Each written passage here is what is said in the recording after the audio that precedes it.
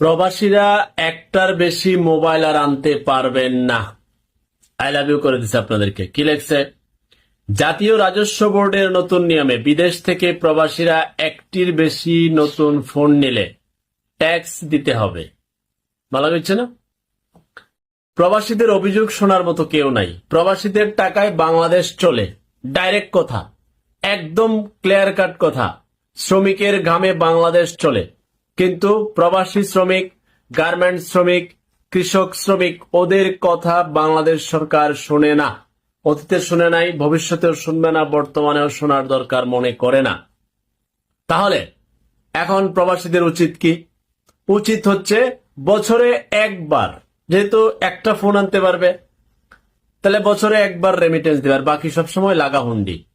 সরকার বাপ ডাকবে প্রবাসীদেরকে।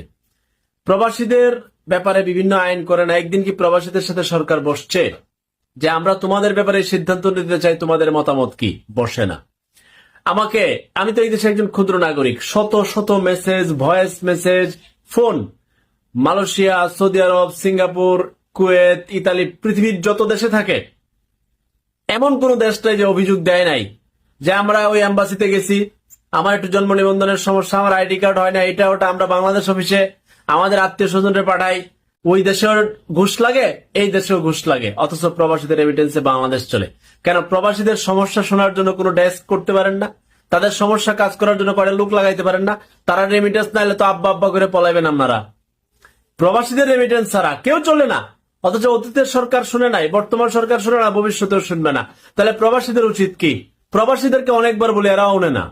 আপনাদের সাংগঠনিক ক্ষমতা নাই, বিভিন্ন দেশে দেশে প্রবাসীদের অ্যাসোসিয়েশন করতে পারেন না, কইরা সকল প্রবাসীদের অ্যাসোসিয়েশনে একসাথে সরকারের আলটিমেটাম দেন যে এই দাবি, এই নিয়ম তোরা পূরণ করবি, নাইলে আমরা লাগা হুন্ডি। তোদের বাবার ক্ষমতা থাকলে আমাদেরকে ঠেকাইস।